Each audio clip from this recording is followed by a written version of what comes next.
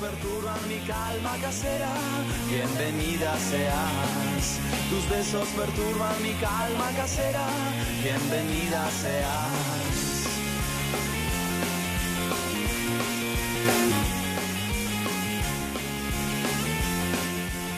Muy bien, aquí estamos en un nuevo bloque de 678 con Leandro Santoro. Vamos a ver un informe que tiene que ver con la actualidad del radicalismo. A ver. La encrucijada del radicalismo de derecha. Aquella premisa de Alfonsín no parece haber sido comprendida, o quizás sí lo fue, por los Sanz, Morales, Cobos, González Fraga, en fin, por el ala derecha del centenario partido. Piensan que es conveniente no decir todo lo que creemos o lo que pensamos porque perdemos votos porque la sociedad se ha derechizado. Nosotros decimos que si la sociedad se ha derechizado, bueno, preparémonos para perder la elección en todo caso, pero no hacernos conservadores. Yo afirmo la necesidad de que sea el partido, no Raúl Alfonsín, el partido que defina la plataforma y además defina también el partido en su conjunto, el proyecto político que tendrá que seguir este señor. Eso de si la sociedad se derechiza, bueno, la sociedad es decir, yo soy amigo de la... Mira, ¿sabe lo que está en juego? ¿Sabe lo que está en juego acá? Es entender a la sociedad. ¿Sabe lo que está en juego acá? Lo que está en juego acá en última instancia, y lo digo también con todo afecto y con todo respeto, es si yo voy a ser un sobreviviente de una raza política que se extingue, capaz de trabajar y actuar en contra de lo que dicen los medios importantes, definirse, aunque esto signifique un duro golpe. Es decir, si soy el último de los mohicanos. Gerardo Morales, no puede ser que el radicalismo tenga como la voz cantante, como su representante, a una persona que estudia tan poco los temas, que no se preocupa y que solamente repite consignas. ¿Cómo está viendo todo ese tema? Nosotros vamos a rechazar el proyecto, creemos que va a fracasar. Hay otras salidas, como por ejemplo mecanismos informales, no a través de una sanción de una ley. Lo que no me queda claro es ¿qué es lo que ustedes proponen? Bueno, esto que le acabo de comentar. No entendí la propuesta. Un sistema no formal, a través de la compra, ¿no es cierto?, de los títulos de los holding. ¿Qué es lo que van a comprar? ¿Que usted dice que el gobierno compre que los bonos que ingresaron al canje? Los bonos de los holding, a través de un sistema de la emisión de nuevos títulos. Mayor detalle, tendrían que trabajar con funcionarios del gobierno para darles alguna alternativa. Lo que no entiendo es cómo va a emitir nuevos bonos. ¿Usted dijo que informalmente emita nuevos bonos? Bueno, sí, no le puedo dar mayores precisiones. Y también corre esto para Sanz. Ernesto Sanz, radical, hoy tuiteó en su cuenta esta foto diciendo: la ciudad está vacía porque hay un paro. Hay un abismo entre la verdad y la foto que tuiteó el senador Ernesto Sanz, porque inmediatamente hubo gente que registró la foto y se dio cuenta que esta es una foto de la disputa del Campeonato Mundial 2010. Fue sacada cuando la Argentina jugó un partido de fútbol, entonces la ciudad estaba vacía. ¿Esta es la forma en que un senador de la Nación o los medios de comunicación registran la verdad? Hay que construir credibilidad. Mi límite es la mentira. La gente está hastiada de que le mientan, la gente está hastiada de que le vendan una realidad que no es tal. Salgan de la comodidad de los despachos en la capital federal y vayan al interior. Vayan a ver las pequeñas empresas del interior, los pequeños y medianos productores, los comerciantes del interior. Están en la lona, secretario, solamente porque un señor con la virome en la mano decidió un día: este exporta, este no exporta, este importa, este no exporta, este gana, este pierde. El suyo de recién ha sido un discurso berreta, impropio de esta Cámara. Si siguen buscando culpables, ¿sabe qué? Transmítala a la presidenta, que agarre uno de los celulares estos de última generación, junte a todo el gabinete y que se haga una selfie. Ahí va a encontrar los culpables, señor presidente. Bueno, yo quisiera saber concretamente por qué no hace alguna pregunta con relación a los artículos de los proyectos de ley.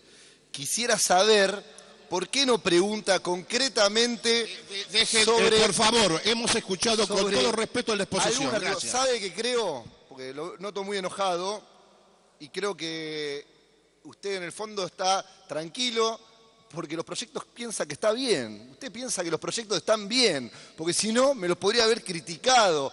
Podría haber dicho, este artículo no está bien, este artículo no dice tal cosa, podría decir otra.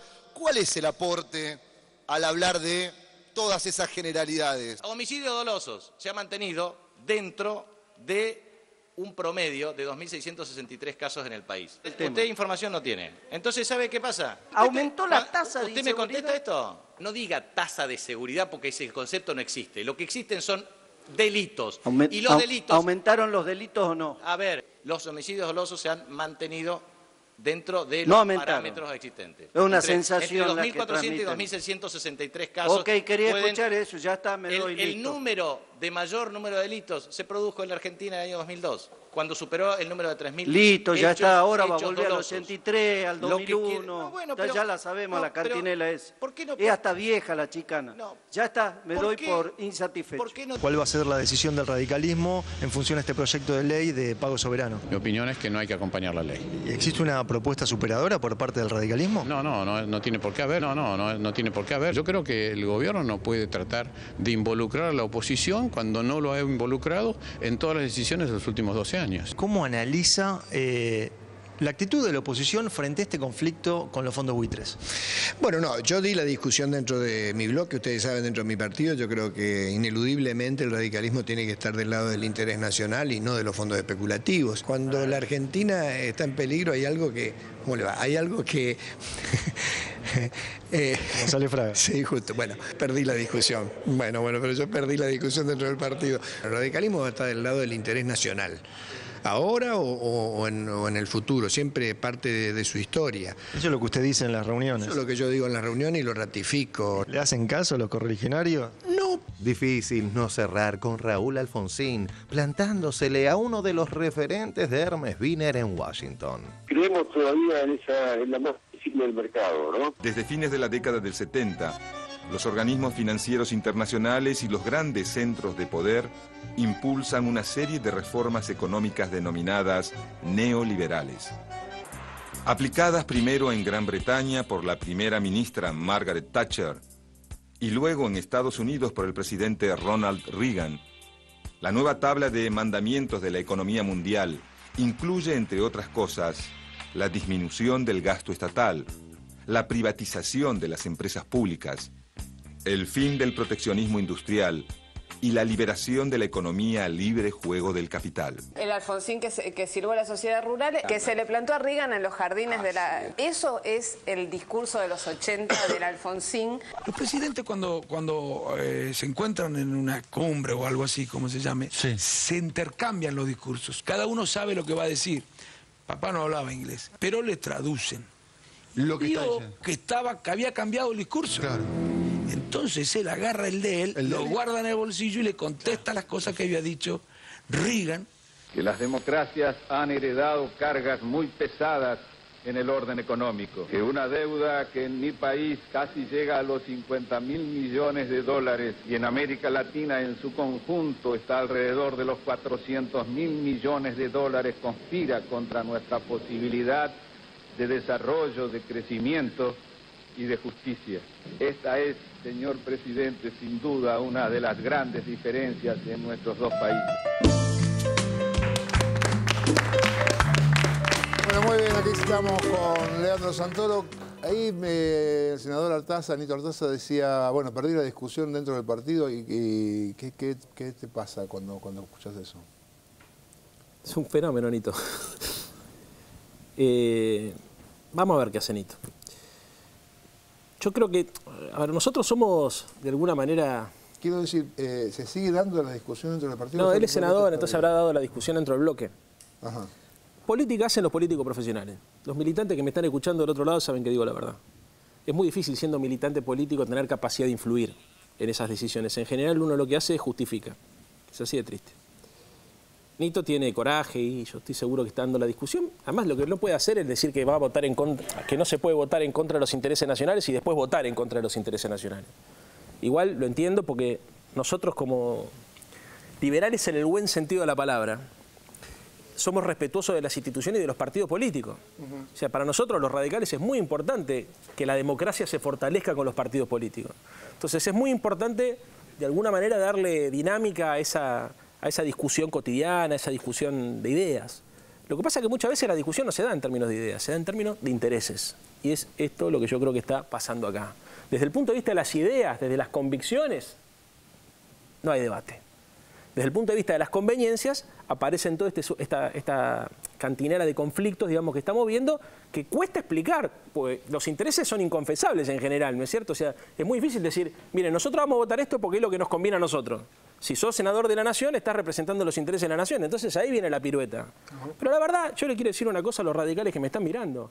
En el 2005 y en el 2010, la Unión Cívica Radical acompañó, y Raúl Alfonsín fue a la Casa de Gobierno a acompañar esa decisión. ¿Por qué? Porque esto requiere un gesto, digamos, de unidad nacional. Inclusive, ¿para qué? Para que el próximo presidente tenga mejores condiciones de negociación con los que vienen.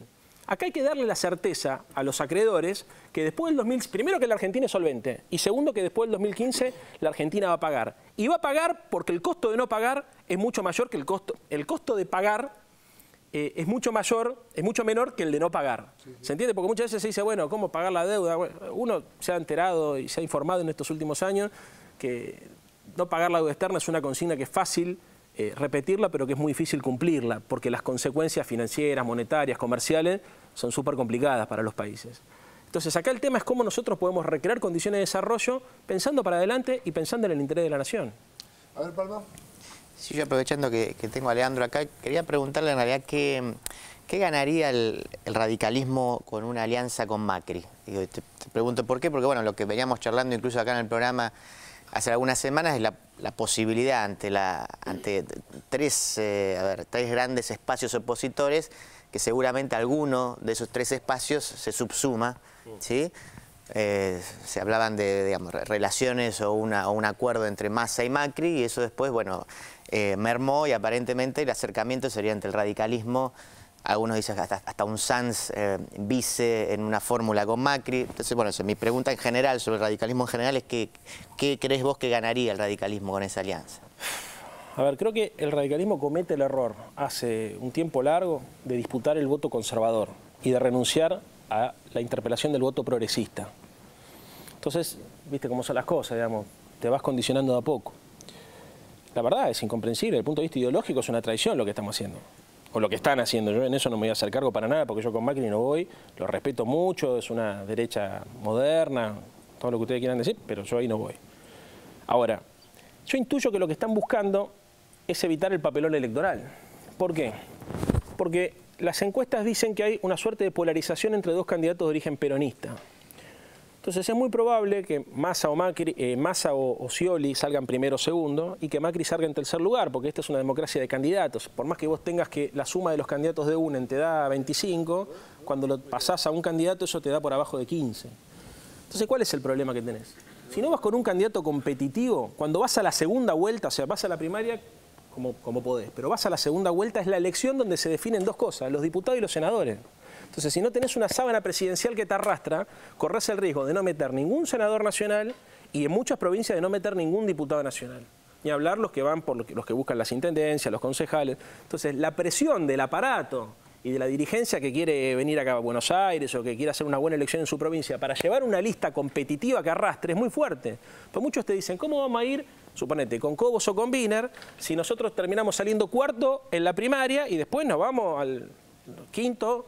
Porque después el efecto voto útil, ¿no es cierto? Mucha gente va a decir, yo no quiero que entren dos peronistas. Entonces, los que votaron, suponete, algún candidato de UNEN me decían, bueno, le voy a votar a Macri, que es el que quedó tercero, para potenciar las posibilidades de que se rompa esa polarización. ¿Qué es lo que estamos discutiendo? Alrededor de un eje falso, que es si la Argentina se divide en torno al peronismo y el no peronismo. Que esto es lo que quieren los medios de comunicación hegemónicos.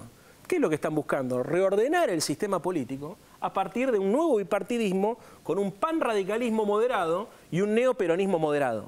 ¿Para qué? Para que no le pase lo que les pasó con Néstor en el 2005, que estaban desbalanceados, ¿no? Néstor tenía el 70% de intención de voto y no lo podían condicionar porque no había quien alimentar. Entonces se tuvieron que bancar hasta que más o menos la cosa, la oposición pudo construir y qué sé yo, y que las condiciones económicas después de la crisis del 2009 y con el rebote del 2011, como para intentar reacomodar las piezas. Al poder económico no le sirve un sistema con un solo partido, con un partido dominante. Necesita un bipartidismo moderado que le permita, a partir de las operaciones mediáticas, influir cuál es la línea que tiene que seguir la política en su conjunto. Esta es la mirada que uno tiene. Claro. Sí, una mirada, perdón. Yo simplemente hago una aclaración, porque tenemos a un politólogo y experto. Yo diría que, entonces, de acuerdo a tu análisis, me da una respuesta. Es mejor que haya un partido dominante. No. No, porque, a ver, el problema de los partidos dominantes, primero son los límites, segundo son los excesos, y tercero y fundamental es que la democracia necesita diversidad, porque, a ver, un partido dominante que te da efectividad. Por ejemplo, si no tuviese 70% de respaldo popular, no podés renegociar con los buitres. Entonces, cuando vas a renegociar con los buitres, podés decir, mire, muchachos, si yo no hubiese tenido este 70%, esto no se podría haber hecho. Y cuando te equivocás, varones, te equivocás para la mierda cuando te equivocás. Pero peor es que se equivoquen los medios, a favor de los medios. No, peor es, a ver, el poder, por definición, por lo menos para la mirada que nosotros tenemos, tiene que estar lo más repartido y compartido posible. Y la democracia además necesita alternancia, porque el problema con las miradas totales, los partidos representan partes, no son enteros. Alfonsín siempre decía, la realidad es cúbica. Vos podés mirar 3 lados de la realidad, pero los otros 3 se te escapan. Entonces nosotros necesitamos un sistema de partidos fuerte que defiendan el interés nacional. Esa es la diferencia. Cuando vos tenés partidos... A ver, con Alfonsín vivo, este quilombo que está pasando ahora no pasaba. ¿Por qué? Porque agarraba y los llamaba a los muchachos y le decía, muchachos, está el interés nacional en juego, como pasó en el 2005 y como pasó en el 2010. Como no está Raúl, esto que estamos viendo. Te quiero interrumpir porque la verdad que hay una cosa que a mí me hace ruido desde el principio. Es con todo el cariño personal y respeto con Alfonsín. A mí me parece que hay que decir una cosa que creo que le pasó a la política y le pasó al radicalismo también, no solo a la política. Y es que Alfonsín, hasta determinado momento de su gobierno, tensó esa cuerda, digamos, de Partido Nacional y Popular, llevó hasta donde pudo, y después hubo un momento donde no pudo más. Quiero decir, Daniel Marx fue funcionario del Ministerio de Economía y está diciendo lo que dice, y Artana era asesor, o sea, ese cacho de derecha dura estaba asesorando, y quizá tenga que ver con aquella frase memorable de Alfonsín de que hay cosas que no supe, no pude, no quise. Una parte, lo que quiero decir con esto es que me parece que después él hizo una vuelta, no hablo a título personal de Raúl Alfonsín, de la persona, sino de lo que implicó para la política estos últimos 30, 40 años. Me parece que él hizo una especie como de momento de resignación. La sociedad se ha derechizado, no me queda... Le hicieron un golpe de mercado, pero quiero decir, por ejemplo, él habló del golpe de mercado, de que se lo hicieron mucho tiempo después de que tuvo que dejar el gobierno. Sí. Vos imaginate, una vez contrafact, ¿qué hubiera pasado si un tipo como Alfonsín hubiera dicho, están haciéndome un golpe de mercado? Un desastre hubiera pasado. Bueno, no sé, pero quiero decir, esto que vos decís, que este programa blanqueó... Bueno, hay veces... Kirchner dijo, me presionan la Corte Suprema para hacer esto, con poder cero porque acababa de asumir. Quiero decir, hay cosas, la alianza ocurrió en los estudios de TN. Sí, pero son cosas distintas. No, lo que estoy diciendo es que hay un momento del radicalismo, con Alfonsín incluido, en que compra, como todos los partidos políticos, el peronismo, todos, compran el discurso... el discurso de la resignación. No, lo que pasa es que yo te contesto... Eso le pasó absolutamente a todos, incluido a Alfonsín, y te digo más. Poder, a ver, ya te entendí. Cuando vos perdés poder, es muy complejo tomar decisiones. Claro. ¿Por qué? Porque el poder político es una parte del poder. Por ahí la gente dice, los voté, tienen el poder para resolver las cosas. No, señora, no pasa eso. No pasa. El poder funciona de otra manera, ¿no? Hay tipos que son... los que toman decisiones todos los días, por ejemplo, cuando compran y venden acciones, cuando compran y venden títulos públicos, cuando invierten o dejan de invertir, cuando despiden gente, ¿no es cierto? Esos tipos están sentados siempre a la mesa de la discusión. Cuando tenés poco poder político, la capacidad de fijar agenda es mucho menor que cuando tenés mucho poder político. Lo que ocurrió con Alfonsín fue que Alfonsín definía en ese momento el poder como una cebolla con distintas capas. Se le fue desgajando, y después intentó de llevar el barco hasta donde pudo. Y esto él lo dijo. Yo se lo pregunté alguna vez. ¿Por qué no denunció, jefe, qué sé yo? Entonces, bueno, él hacía una explicación de que en realidad tendría que haber dado nombres de personas que eran instrumentos y no los grandes definidores. Pero lo otro que decía, que me parece que es lo más importante, es que decía, yo cuidaba la paz social. Vos acordate lo que era el 89, era un desastre. Además, la Argentina era un polvorín. A ver, acordate además el alzamiento del MTP, que es por la misma fecha. Acordate además el problema con los cara pintada. Acordate además lo que era el conflicto social en el conurbano bonaerense, en Rosario, en el Gran Rosario. Y vamos a decir las cosas como son. Y el radicalismo también era un partido con sus contradicciones. Porque el candidato del radicalismo era Angeló. No era un hombre del alfonsinismo. Alfonsín ya había sufrido una derrota cuando lo tiene que poner Angeló como... Pero miremos para adelante. O sea, yo lo que puedo decir en relación a esto es que la Argentina necesita construir un sistema de partidos que le dé poder a la sociedad. Ahora, Leandro... Pero déjame una cosita, bueno, Orlando, sí, porque lo que a mí me parece que yo, digamos, trato de llevarte como a ese razonamiento, no porque esté en desacuerdo con tu análisis, sino porque me parece que a veces cometemos un error y me parece que no es bueno, y es poner a un Alfonsín hasta el 86...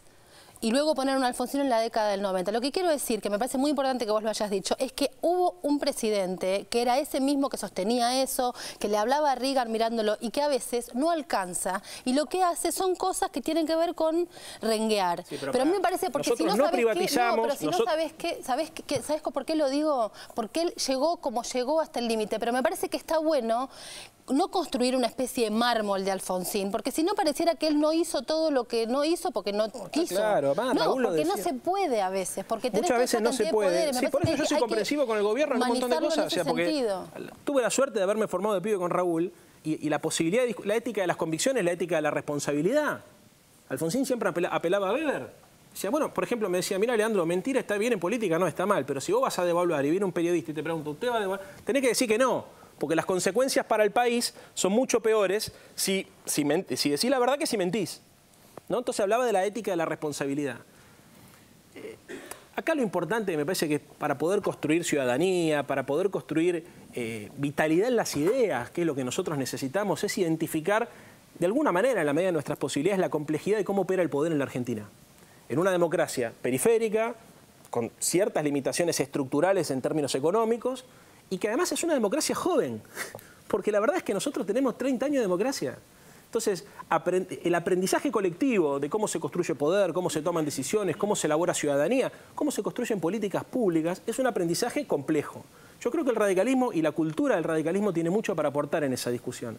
Ojalá estemos a la altura de la circunstancia, no los actuales referentes de la Unión Cívica Radical, sino los miles de militantes que estamos a lo largo y el ancho de todo el país. Esa es una buena aclaración porque tu análisis me lleva a hacer esta pregunta que me parece. Primero, yo creo que Alfonsín fue un gran presidente y acepto las observaciones que hizo Mariana, que son justas. Sí. Pero tu contexto me pinta un Alfonsín en un contexto duro, difícil, te diría predemocrático casi, por lo cual es un gran presidente. No soy yo quien para definirlo, pero lo define la historia.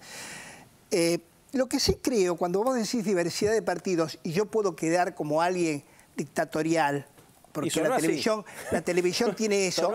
No, frente a vos, frente a quien escucha lo que quiere escuchar y no lo que debe escuchar. Cuando yo dije, tu análisis llevaba que era mejor un partido dominante que manejara lo nacional y lo popular, y no tener una diversidad de traidores que se acomodan a lo hegemónico. Ahora, si vos me hablás de que haya diversidad de partidos nacionales y populares, como expresás vos, con los matices que tengan cada uno, esa sería un ideal democrático. La pregunta simplemente es esta. ¿Vos creés que se hizo mucho o poco por la democracia en estos 10 años? No, yo creo que se hizo mucho. O sea, a ver, se hizo mucho y creo que no es patrimonio del gobierno, creo que es patrimonio de la democracia argentina. O sea, se avanzó muchísimo. A ver, la democracia no es solamente la democracia política. O sea, si no hay democracia social, no hay democracia política. Vamos a ponerlo más claro. Si no podemos morfar, ¿viste? Lo que estamos haciendo acá es filosofía. Es una abstracción. Entonces se hizo y se hizo mucho. También es cierto que la cultura política argentina a veces le falta lucidez. Por una cosa yo pensaba, ¿no? Por ejemplo, le falta lucidez y le falta ida y vuelta. O sea, por ejemplo, a mí me encantaría ver un debate con Cristina como el que vimos en Brasil. Cristina es una mina que está todo el tiempo proponiendo cosas. O sea, hasta creo que les vendría bien a ustedes, a los que están de acuerdo con el proyecto y se compran el proyecto y dicen, este es mi proyecto, generar ese debate de ideas. Porque la Argentina crece a partir de ¿qué? A partir de la dialéctica del conocimiento. La afirmación, la negación, la superación. ¿No es cierto? Nosotros tenemos que, los que de alguna manera nos ocupamos de las ciencias sociales, en el buen sentido de la palabra, violentar la realidad. Tenemos que cuestionar la realidad, sacudir la modorra del conformismo. Por ejemplo, yo recién lo veía al presidente Alfonsín en los jardines de la Casa Blanca, ¿no? Y pensaba, lo voy a decir ahora, no sé si tiene mucho que ver, pero lo digo. A ver, los que se dicen alfonsinistas, ¿cómo vienen a repetir el argumento del desacato? Porque lo que hizo Alfonsín fue una demostración de soberanía, de dignidad. ¿Eso cómo se ve? ¿Cómo queda en evidencia? En el debate político. Entonces, en el Congreso, lamentablemente, hay poco debate político. En la televisión también, porque hay programas como este donde podemos compartir ideas, pero lo que no hay es cruce. Y lo que la Argentina necesita para profundizar su democracia es el cruce de ideas. De alguna manera es interpelar el sentido común. Y la única forma de interpelar el sentido común es conseguir que el debate político haga pensar a la gente que está en su casa. Si el debate político nos lleva a pensar, avanzamos un montón no solamente en la consolidación de la democracia política, sino avanzamos también en la consolidación de la democracia social, porque ahí viene lo que decíamos en el primer bloque, la idea del consenso de lo que es justo y lo que deja de serlo, ¿no? Nosotros necesitamos como sociedad avanzar en esa discusión de ideas y fundamentalmente ser capaces de decir no sé, de plantear las preguntas más que las certezas. La democracia argentina se construye sobre certeza y en mi barrio el que está lleno de certeza es un tarado. Los vivos tenemos duda y nos bancamos vivir con la duda. Muy bien, vamos a cambiar de tema. No quiere decir los vivos tenemos duda, porque los que tenemos por lo menos inquietudes intelectuales. Porque no, de los intelectuales, ya lo digo. Inquietudes, pero a ver, a mí me gusta los vivos bancármela. Los vivos entendimos. Vamos al debate por la seguridad, Bernie y demás, a ver. El debate a raíz de las declaraciones de Bernie. Seguramente no sorprenderá este primer tramo del informe, que desnudará otra de las mentiras diarias de Clarín. Esto dijo Bernie. Doctor Bernie, ¿qué opina de las declaraciones de Servini y Cubría que dijo que hay llamados a teléfonos de la Casa Rosada sobre narcotráfico? Si la jueza dice eso, porque las llamadas deben existir. Eso no quiere decir absolutamente nada tampoco. A mí la verdad que me parece preocupante que narcotraficantes se comuniquen a celulares que están radicados en la Casa Rosada. ¿Pero quién dijo que son narcotraficantes? La jueza. No, la jueza dijo que hay llamadas del Cedronar a la Casa de Gobierno, no dijo que eran llamadas de narcotraficantes. No. Acá tengo la declaración concreta de Servini de Cubría. Tenemos entrecruzamientos de algunos llamados entre teléfonos de la Casa Rosada con algunos narcos. Cuando dice algunos narcos, no sé, no me consta. Debería identificar primero quiénes son los narcos. Y así lo resignificó Clarín. En Clarín de ayer. Bernie sobre llamadas de narcos a la Rosada. Si Servini dice eso, las llamadas deben existir. Cuando dice algunos narcos, no sé, no me consta. Debería identificar primero quiénes son los narcos. Repiten que en el kirchnerismo no hay debate y veremos un nuevo ejemplo que los desmiente.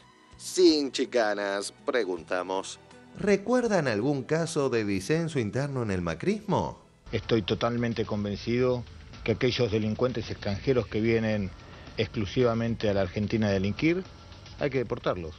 Pero aparte me parece que estamos entrando en una discusión en la cual la misma ley dice, es muy clarita, la posibilidad de expulsarlo del país. Lo que digo que hay que hacer es... ¿Hoy hay la posibilidad de expulsarlos? Sí, por supuesto. Lo que dijo Bernie, vinculado con el tema de los extranjeros y los delincuentes, es contra la Constitución, ¿no? ¿Por qué? Es contra la Constitución, ¿no? ¿Por qué? Los extranjeros, es como... Pero si lo dice la ley. Los delincuentes son delincuentes, ¿no? Lo dice la ley. La ley dice que cumplido la condena, un extranjero puede ser deportado pasado el 50% de la condena. El problema no son los extranjeros, primero, y ahí lo dice bien clarito, los delincuentes que vienen a delinquir. Usted fíjese la disparidad que hay entre los delincuentes que nosotros detenemos todos los días y la población carcelaria de extranjeros. La población carcelaria de extranjeros es más o menos la misma que la proporción que tiene Argentina de extranjeros. El problema es que cuando nosotros detenemos el 20% son extranjeros. ¿Qué quiere decir? Que hay un gran porcentaje de extranjeros que detenemos que no están en el lugar que tienen que estar, que es en la cárcel. Pero usted se da cuenta que suena xenófobo, ¿no? Es como si delinquieran solamente los chilenos, los bolivianos, los paraguayos. Ese día de las declaraciones, por ejemplo, una banda que detuvimos de 4 colombianos, una de sus integrantes hacía 3 días que había ingresado al país. Por ejemplo, yo le puedo mostrar un listado así de grande de ciudadanos colombianos que vienen exclusivamente al país. Y ¿cuántos? Son miles, ¿no? Son unos cuantos. No estamos hablando de los delitos de narcotráfico, no estamos hablando de los delitos de robo a arma armada, porque estos extranjeros que vienen a delinquir no vienen a delinquir con armas. Delinquen en estos delitos, en el hurto, en el robo. Acuérdese de, por ejemplo, Gerardo Romano, cuando detuvo a ese señor que le habían robado el reloj. Tardó más en hacer la denuncia que el delincuente que estuvo preso en la comisaría. Lo dicho de Bernie sobre expulsar a los extranjeros que delincan. Yo quería saber si el gobierno está pensando algún tipo de modificación en la política migratoria en Argentina. Gracias. No. Respuesta. Horacio Verbitsky en página 12 del domingo. La transversalidad de la represión, la xenofobia y la violencia institucional. Muchos machos malos. Bernie y los machos malos de la política que buscan votos con la represión, sin reparar en formas ni derechos. La deportación sin juicio de inmigrantes fue reclamada por Bernie con el aval de la ministra de Seguridad Cecilia Rodríguez, quienes atribuyeron a los extranjeros una extravagante relevancia del 19% en la comisión de delitos. Según el censo de 2010, los extranjeros constituyen el 4,5% de la población y de acuerdo con el Sistema Nacional de Estadísticas sobre Ejecución de la Pena, en 2012, representaban el 6% de la población de las cárceles argentinas, más de la mitad sin condena. Solo el 0,20% de los extranjeros que habitan el país están privados de su libertad. Si estos son los datos estructurales, el 19% de detenciones en un fin de semana, más que las alegadas prácticas delictivas de los inmigrantes, revela el sesgo policial selectivo contra ese sector. Usted empezó con unas declaraciones que tienen que ver, digamos, obviamente con el tema inmigración, y muchos pensaban que todo esto terminaba inexorablemente en una reforma a la ley inmigratoria. No hace falta cambiar la ley inmigratoria, ya lo hemos dicho permanentemente. La misma ley es la que prevé las expulsiones de aquellos que delinquen. La gente lo que quiere es que las normas se cumplan. Puntualmente sobre lo que se publicó este fin de semana en página 12, Horacio Berbisky dice que el 4,5% de la población es extranjera y que el 0,2% está privado de su libertad, dándole un rol menor, diciendo que en realidad su postura está por fuera del kirchnerismo, responde a la mano dura. Primero, yo Berbisky no lo leo. Segundo, Berbisky ha dicho tantas cosas que la verdad que lo que diga de mí poco le importa a nadie. Y por último, lo que no entiende justamente es eso de lo que estamos hablando, la diferencia de porcentaje que existe dentro de las cárceles de extranjeros con lo que detiene la Policía Federal. Hay un alto porcentaje que detiene la Policía Federal que no va a la cárcel, y si no va a la cárcel, a ver, adivina usted qué está haciendo en este momento. Esos delincuentes que nosotros detenemos y no va a la cárcel. Y están robando. Y salen al otro día. Y ahora debe estar... Y entonces, esto es más fácil que en la tabla del 1.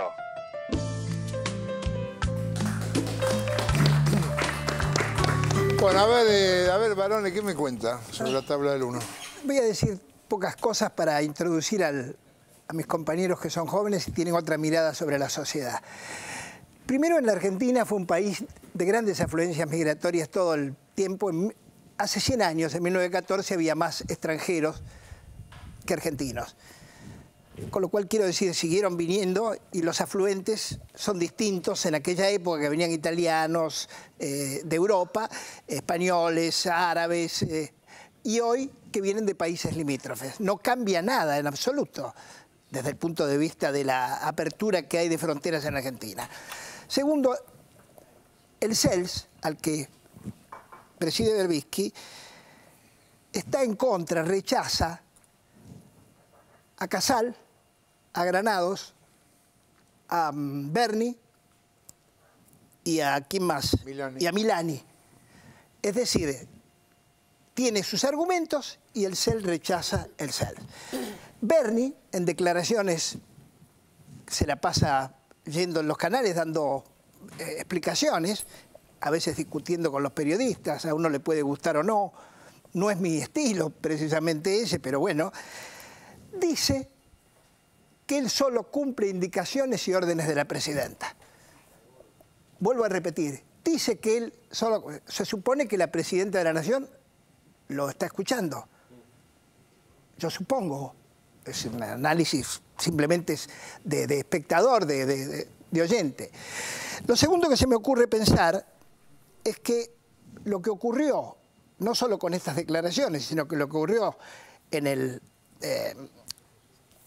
desalojo del barrio de Lugano, que ese es un tema muy delicado, desconozco, como diría Bernie, yo no fui nunca a la villa esa, precisamente de Papa Francisco, que ya desde su nombre implica algo casi intocable. Una villa que se llame y que está llena de pobres y de niños y de familia, que se llame Papa Francisco, es invencible. Yo no me atrevería como Estado a tocar esa villa. Es invencible, hay cosas que son invencibles. La palabra pobre es invencible desde la mirada de un rico como soy yo. ¿Quién soy yo para hablar de un pobre? Este es el tema clave de todas las discusiones. No sé qué es lo que ocurrió allí. Lo que sabemos es que se fueron familias enteras derribando sus propias cosas y pertenencias. Evita decía hace más de 50 años, donde existe una necesidad, nace un derecho. Donde existe una necesidad, nace un derecho. Esto que se hizo carne en el peronismo nacional y popular, no precisamente en la década de los 90, desde ya.